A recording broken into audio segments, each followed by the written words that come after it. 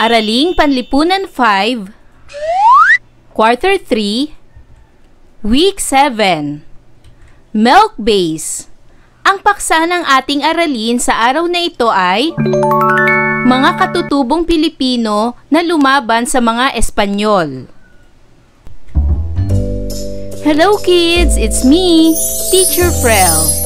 Don't forget to subscribe, like, and share, and hit the notification bell for the latest video. You can also follow my Facebook page, Teacher Frel TV.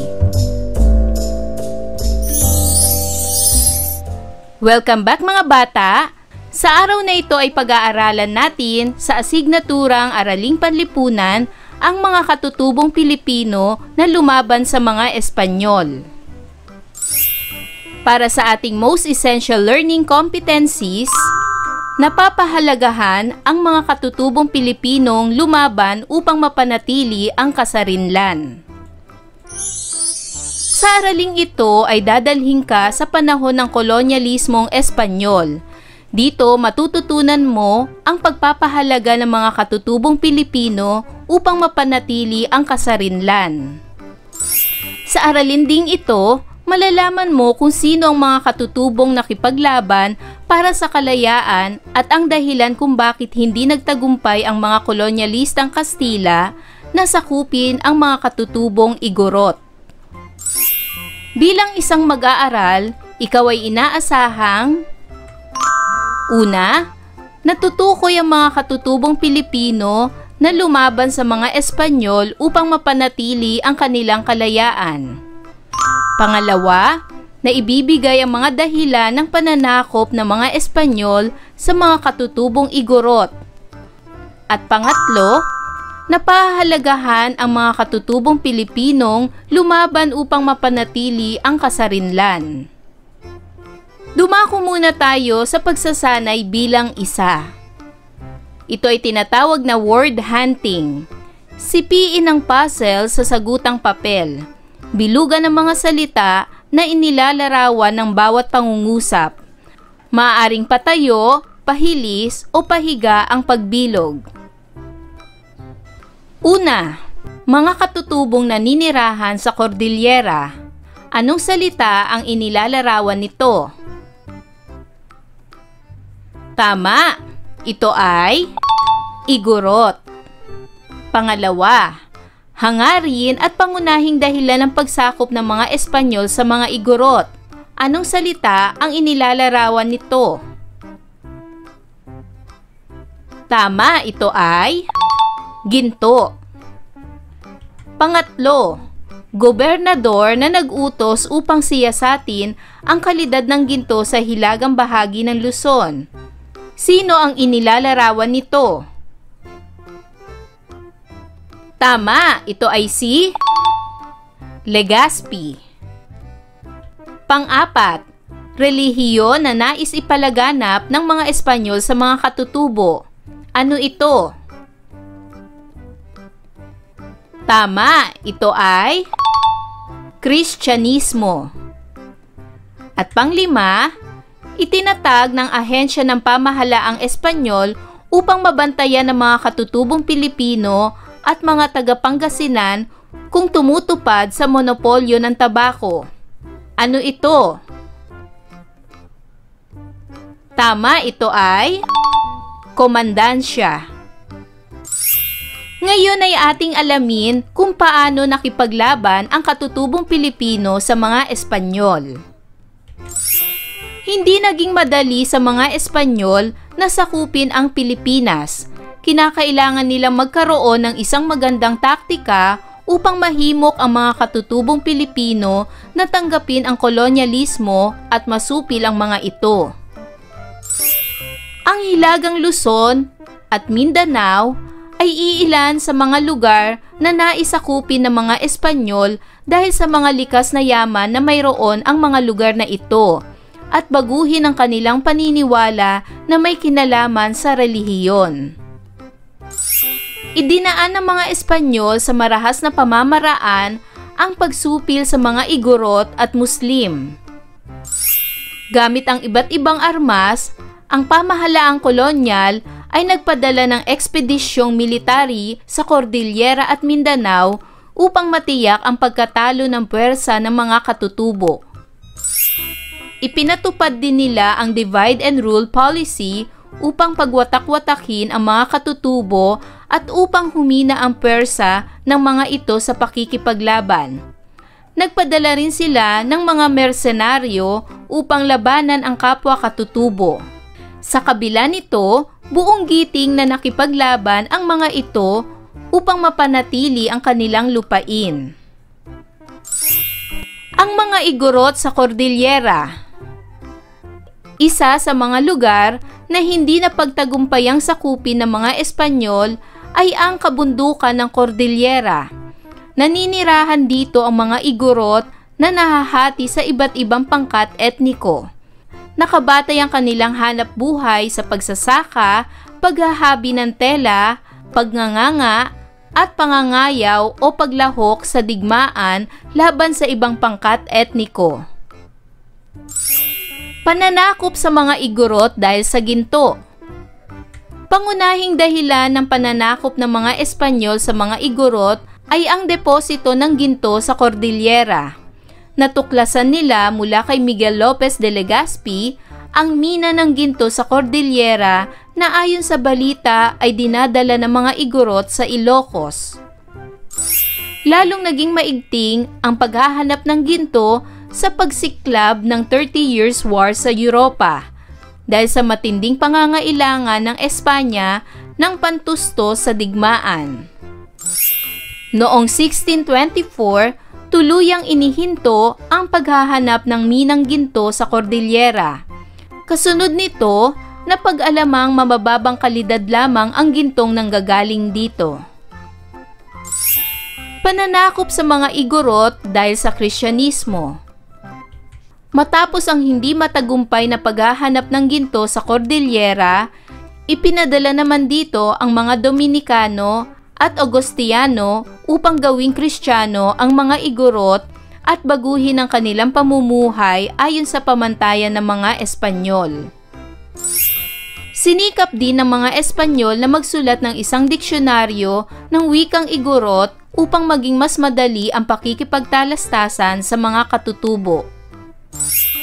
Mahigpit na tinutulan ng mga Igorot na sila ay mabinyagan sa Kristiyano.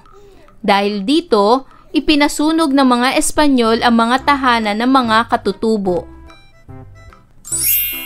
Pananakop sa mga Igorot dahil sa monopolyo ng tabako. Upang mabantayan ang mga Igorot at ang mga taga-Pangasinan, itinatag ang Komandansya del Pais de Igorotes. Sa ilalim ng monopolyo ng tabako, iba't ibang pang-aabuso ang naranasan ng mga Igorot. Kadalasan, dinadaya sila ng ahensya ng pamahalaan. Binibili nila ang tabako sa murang halaga at binebenta sa mataas na halaga. Katulad ng dati, hindi rin nagtagumpay ang mga Espanyol na pasunurin ang mga katutubo. Dahil dito, tinagurian sila ni William Henry Scott bilang Tribus Independientes o Tribong Malaya. Ngayon ay dumako na tayo sa mga katanungan. Una, ano ang tawag sa mga taong nakatira sa bulubundukin ng Cordillera? Magaling! Igorot ang tawag sa mga taong nakatira sa bulubundukin ng Cordillera. Pangalawang tanong, ano-ano ang dahilan ng mga Espanyol at nais nilang masakop ang mga katutubong Pilipino? Tama! Ang dahilan ng mga Espanyol kung bakit nais nilang sakupin ang katutubong Pilipino ay dahil sa ginto, Kristyanismo at monopolyo ng tabako. Pangatlong tanong, nagtagumpay ba ang mga Espanyol na masakop ang mga Igorot? Bakit? Tama!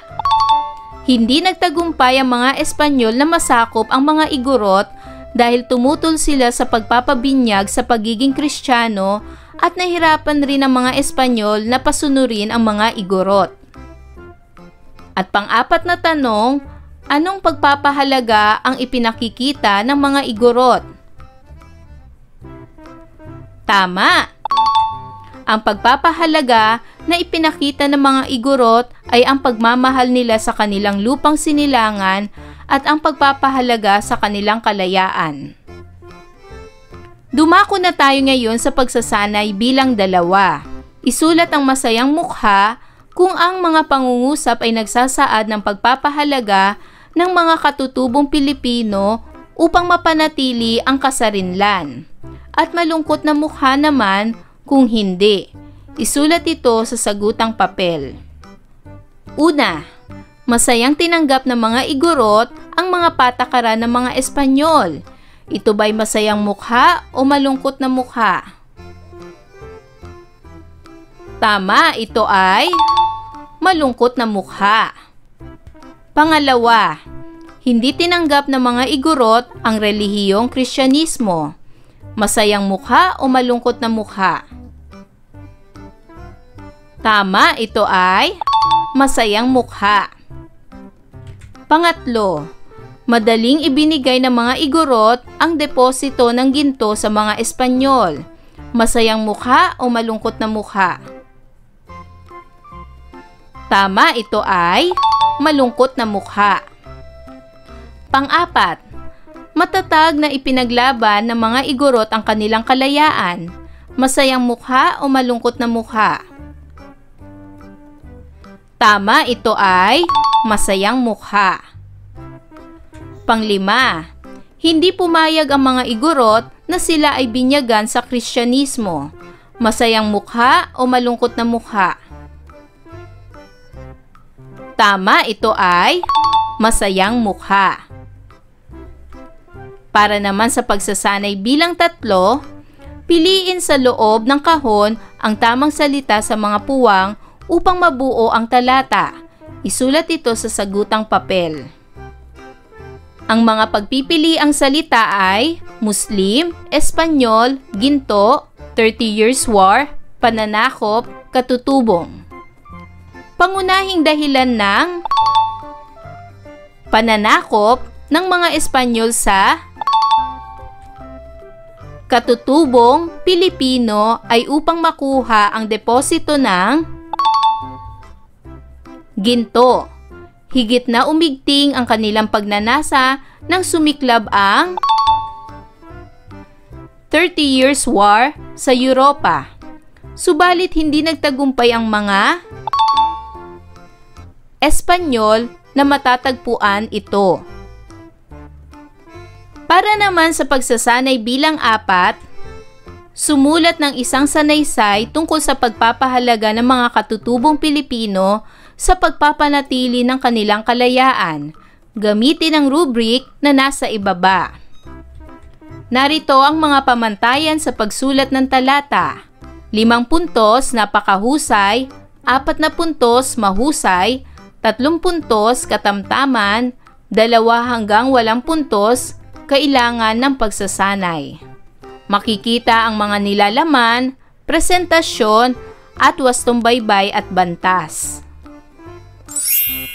Pagkatapos mong malaman ang mga pakikipaglaban ng mga Igorot para sa kalayaan laban sa mga Espanyol, ay linangin mo pa ang iyong kaalaman sa pamamagitan ng pagsagot sa mga sumusunod na gawain. Basahin ang bawat parirala. Lagyan ng markang check ang mga dahilan kung bakit nais ng mga Espanyol na ang mga Igorot ay masakop, at X naman kung hindi. Isulat ang iyong sagot sa sagutang papel. Una, maging kaibigan ng mga Igorot. Ito ba ay check o X? Tama, ito ay X. Pangalawa, makuha ang deposito ng ginto sa Ilocos. Ito ba ay check o X? Tama, ito ay check. Pangatlo, palaganapin ang Kristyanismo. Ito ba ay check o X? Tama, ito ay check. Pang-apat, mabinyagan ang mga katutubong Igorot. Ito ba ay check o X? Tama, ito ay check. At panglima, sundin ang monopolyo ng tabako. Ito ba ay check o X? Tama, ito ay check.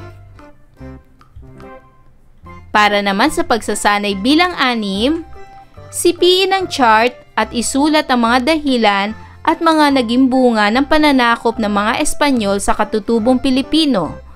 Isulat ang sagot sa sagutang papel. Para sa unang dahilan ay ang ginto. Ang bunga ay inihinto nila ang kanilang pagmimina dahil napag-alaman nila na mababa ang kalidad ng ginto na nakukuha dito. Ang pangalawang dahilan naman ay ang Kristyanismo. Ang bunga ay hindi nagtagumpay ang mga Espanyol na mabinyagan ng mga katutubong Pilipino dahil mahigpit nila itong tinutulan. At ang pangatlong dahilan ay ang monopolyo sa tabako. Ang bunga ay sa kabila ng pang-aabuso na naranasan ng mga katutubo, hindi pa rin nagtagumpay ang mga Espanyol na pasunurin ang mga katutubo sa ilalim ng monopolyo sa tabako. Napag-alaman ko na ang katutubong Pilipino ay hindi nasakop ng mga Espanyol dahil sa pagpapahalaga nila sa kalayaan. Bilang batang Pilipino, dapat din nating pahalagahan ang kalayaang tinatamasa natin sa ngayon sa pamamagitan ng pagkilala at pag-alala sa mga nagawa nila para sa kalayaan. Ayan mga bata, naunawaan niyo ba ang ating aralin sa araw na ito? Kung ganon, magaling! Mga bata, sana'y marami kayo natutunan sa ating aralin. Hanggang sa susunod na video lesson, paalam! Thanks for watching!